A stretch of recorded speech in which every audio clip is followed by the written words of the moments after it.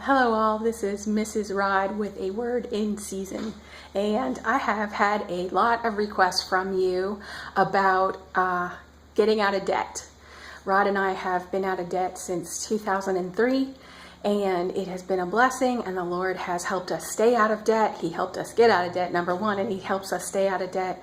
And many of you who know us personally still kind of wonder, how did you do that, and how do you stay out of debt? And so I wanted to talk about that, and it may be more than just one video session, of course, but what I'll do is read a couple scriptures, and then I'm going to tell you our debt testimony, and I'll give you some tips on how you can pursue your own journey of getting out of debt and then staying out of debt, because staying out of debt is the hardest part. It is the part that requires self-control and discipline always. So in Luke chapter 12, Jesus is talking to us about the parable of the rich fool. He's rich, but he's a fool. Okay. So let's see. He is, a man had come to him in verse 12:13, and one from a crowd came to Jesus and said, "Teacher, tell my brother to divide the inheritance with me." But Jesus said to him, "Man, who made me a judge or an arbitrator over you and your brother," basically. And he said to him, "Take heed and beware of covetousness, for one's life does not consist in the abundance of the things he possesses." Jesus said that. Those words are read in my Bible. Verse 16, "Then he spoke a parable to them, saying, The ground of a certain rich man yielded plentifully. And he thought within himself, saying, What shall I do, since I have no room to store my crops? So he said, I will do this. I will pull down my barns and build greater, and there I will store all my crops and all my goods. And I will say to my soul, Soul, you have many goods laid up for many years. Take your ease, eat, drink, and be merry." We see that on signs a lot when you go out. You see signs that say, "Eat, drink, and be merry." This guy's a fool who says that. Verse 20, "But God said to this man, Fool, this night your soul will be required of you. Then whose will those things be which you have provided? So is he who lays up treasure for himself and is not rich toward God." Then Jesus said to his disciples, "Therefore I say to you, do not worry about your life, what you will eat, nor about the body, what you will put on. Life is more than food, and the body is more than clothing. Consider the ravens, for they neither sow nor reap, which have neither storehouse nor barn, and God feeds them. Of how much more value are you than the birds?" So I'm going to stop there. He goes on to talk about how worrying can't help your life. But think of this, that God tells us that to want to store up things on earth for ourselves causes us to be foolish in His eyes. "Thou fool," God says in the King James Version. Your soul is required of you. And then what's going to happen to all your stuff? Those of you who have storage units or you have garages that are filled with stuff. When I was growing up, we had a 3-car garage and it was filled with cars. It was never filled with stuff. This is such a common thing. I walk through this luxury neighborhood that we are living in a little duplex. We rent a little duplex in the middle of this luxurious neighborhood. And sometimes these people have their garage doors up and there's no room for a car because they've got all this stuff crammed all the way to the end. Sometimes you do need a storage unit. For example, if you move out of one place into another and you're not ready yet for that transition, you move your stuff there for temporary. We did that when we moved here, but it was very temporary, less than a month, and we got our stuff out of storage and we moved with what we needed. And still, honestly, we gave away so much stuff before we moved down here, and we still have stuff that we're giving away. I went to Salvation Army yesterday with 4 bags of stuff that I don't want to take care of anymore. I don't want to look at it. I don't want to wash it. I don't want to dust it. I don't want to clean it. So I gave it away. Okay, debt. In Proverbs 22, I think it's verse 7, it says that the servant is the borrower is servant to the lender. That means you're a slave. to someone that you borrow from. And I certainly, when we were in debt, felt like a slave. We had in 2003 a mortgage and 2 car payments and a whole lot of credit card debt.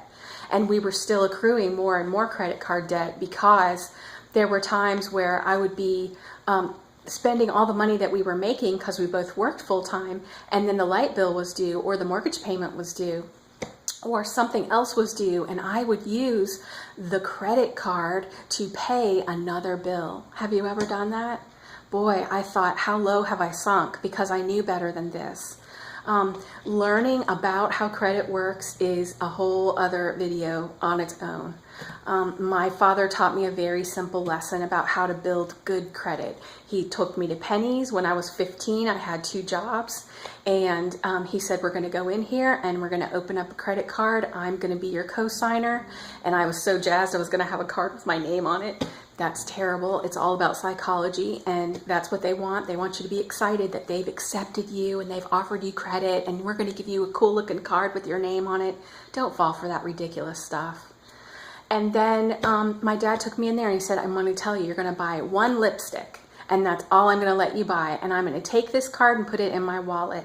And then when the bill comes, you're going to pay off the entire amount of that bill. And that's what we did. And so I paid off the whole entire amount of the bill. I think it was like $12.50 with tax, whatever. It was like 13 something. And when the bill came, my dad said, here it is. And he showed me how to pay it off. He actually made me give him cash because I didn't have a checking account at that time. And he paid it for me. He made me give him the entire balance. And so I had, at that moment, established good credit. I paid the entire balance of that credit card debt off when the bill came. Now the bill comes to you and the bill has a balance, but they have this little cool way of keeping you ensnared in debt called minimum payment due. And it looks very serious, and it looks like, oh, okay, this is how much I have to come up with in order to pay this bill, in order to get them to not call me, because that's the goal, right? You want to keep using their money, but you don't want them to call you. You don't want them harassing you. You don't want them bugging you. But it's their money you're using. So you are now a slave. You owe them, and if you don't pay your minimum balance due, they're going to call you, and they're going to be endless in their calling of you. So you should pay. Let me tell you, I'm jumping ahead. I didn't tell you my testimony, but maybe I'll do that in a separate video. You need to pay more than your minimum balance. Let me go a step further than that, and this was one of the steps to getting us out of debt. You need to pay the whole entire balance off if you can. If you have the means to pay any of your credit card balances off in full, pay it off in full. Kill one. Sort of like my sister and I used to play Centipedes. I don't know if you guys, that probably super dates me.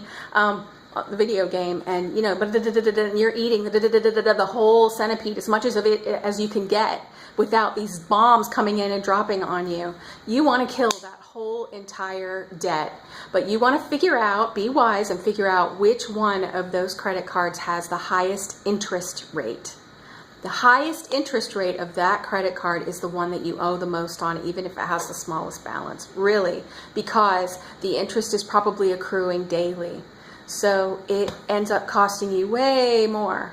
And never, ever, ever fall for example, going to Belk. You can save 10% today if you open a Belk's charge. You say, oh, thank you, no thank you. But I want to save 10% on this shirt that costs $14.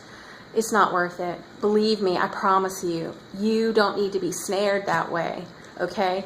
So credit card debt is a place of spiritual oppression, because the Bible tells us clearly that you're a fool when you're hoarding up belongings for yourself here.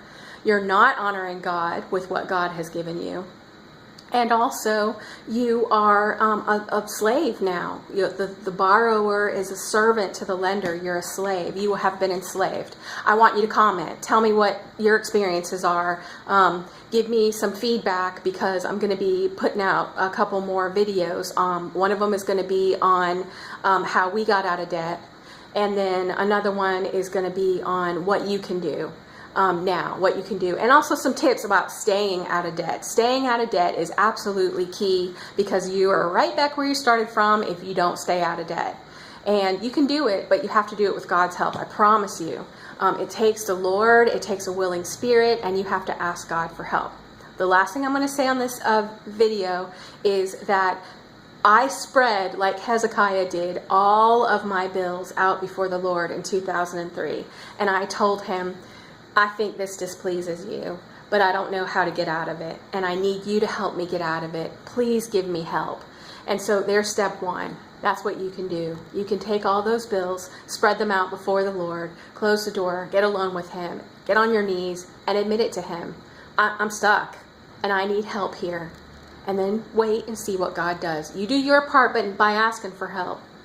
And then your other part of that is that you wait for God to help you. And God will help you. I promise you, He helped us. He gave us, it was crazy what He did, but He did it. And it's what is it, 2015, and we've been out of debt since 2003. So please, I don't know. I wanted to talk about something else, and the Lord's like, no, talk to him about debt. Everybody keeps asking. So there it is. This is video one on getting out of debt and what debt is. Okay, that's what it is. This is what debt is and why God doesn't like it. Because you're a slave, and He died to set you free. God bless you. Have a great day. In Jesus' name.